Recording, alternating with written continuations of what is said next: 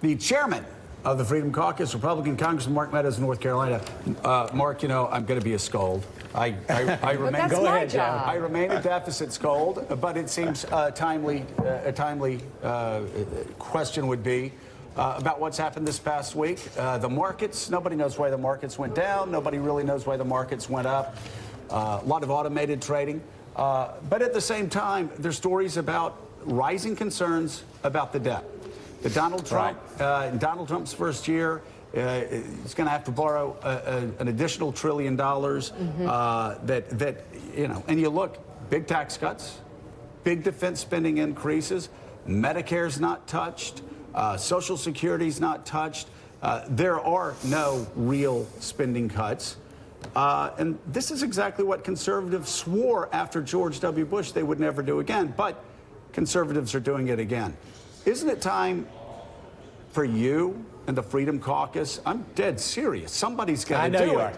To say enough is enough. We have to balance the budget in 10 years, and we have to pass a balanced budget amendment. What's wrong with that?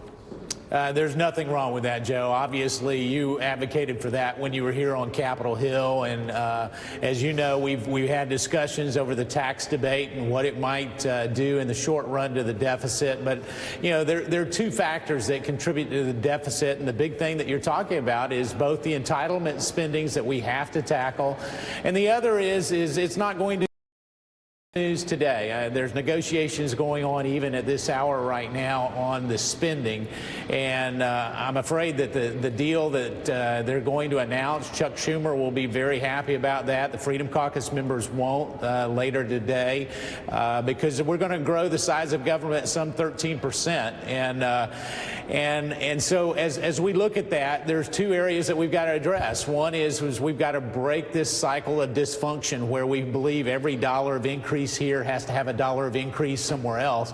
But the other part of that is really tackling those thorny issues like Social Security and making sure that the benefits that we have for those who have earned it continue to get protected, but that we save it for the future. And right now we're on a trajectory where that's not going to happen. Any timeline? When can we expect the Freedom Caucus to come out and say, we're going to balance the budget in 10 years? I know it's hard. I know it's difficult, but we're going. You know, back when we did it, and I'm just going to say, old guy, back when we did it, we were told by Bill Clinton every day that it would wreck the economy, that it would destroy the economy. You couldn't balance the budget because it was too harsh of a prescription. We balanced it 4 years in a row. It can be done. If the Freedom Caucus doesn't do this, who will? Well, you're exactly right, and we've got to be a voice for that, and I can tell you that we've had some very, very contentious conversations in the last 24 hours because, honestly, it puts us at odds with some in our own party, not just Democrats, but you're right. When we look at growing the economy, and we're well on our way to growing the economy, hopefully this new quarter will be over 5% GDP growth. You had that during the time that you were in office. That helps you balance it because you've got to actually have the revenue. So a growing economy is one component, but fiscal restraint on the other side. So you're going to probably see a whole lot more fighting and really debating on that particular issue in the coming weeks. Does that include defense spending? The president wants to spend a lot more money on nuclear weapons. Are there Republicans that say, hey, guess what?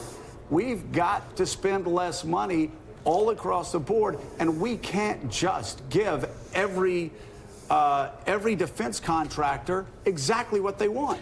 Well, I think it does three things on the defense side of things. There's a number of us who believe that our fighting men and women have not been given the assets and the requirements that they need. But special projects that you mentioned within the Pentagon, whether it is procurement reform, whether it's making sure that the bloated bureaucracy that we have at the Pentagon itself gets lowered, or the other thing that's big for me is, you know, some $125 billion, that's billion with a B, that that we couldn't find on an audit. It is time that we make sure that the American taxpayer's dollar is accounted for properly, Joe, and you're exactly right. No one should be immune to the oversight, and that includes the defense. And so you'll find that some of us drilling down on that is really all about making sure that it's accountable. But, you know, today is not going to necessarily be a good news day for those that are deficit and fiscal hawks. Casey Hunt.